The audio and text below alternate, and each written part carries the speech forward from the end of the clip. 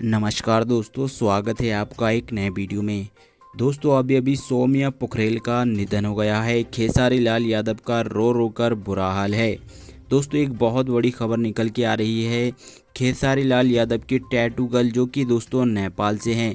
दोस्तों आप इन्हें ज़रूर जानते होंगे। अगर आप इन्हें नहीं जानते हैं तो हम आपको बता दें, खेसारी लाल यादव का टैटू इन्होंने अपने हाथ पे बनवाया और तभी से दोस्तों सौम्या पोखरेल बहुत ही ज़्यादा सोशल मीडिया पर वायरल हुई। और दोस्तों सोशल मीडिया पर सौम्या पोखरेल के वायरल होने के बाद खेसारी लाल यादव ने सौम्या पोखरेल को मौका दिया नेपाल स्टेट शो में कि वो उनके साथ एक सिनेमा ज़रूर करेंगे और एक सॉन्ग ज़रूर करेंगे। दोस्तों खेसारी लाल यादव ने अपना वादा पूरा किया। दोस्तों खेसारी लाल यादव ने सौम्या पोखरेल के साथ एक गाना रिलीज़ किया।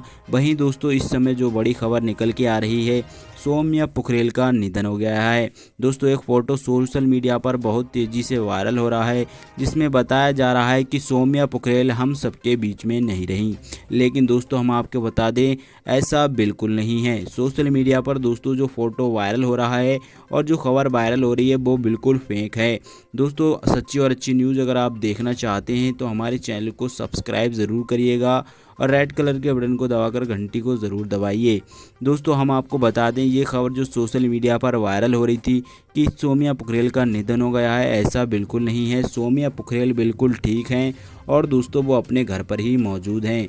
लेकिन दोस्तों भोजपुरी में अभी सौम्या पोखरेल का एक ही गाना आया है और खेसारी लाल यादव ने सौम्या पोखरेल को अलविदा कह दिया है।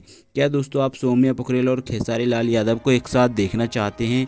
तो कमेंट बॉक्स में अपनी राय ज़रूर बताइएगा और ऐसी ही सच्ची और अच्छी न्यूज़ देखने के लिए चैनल को सब्सक्राइब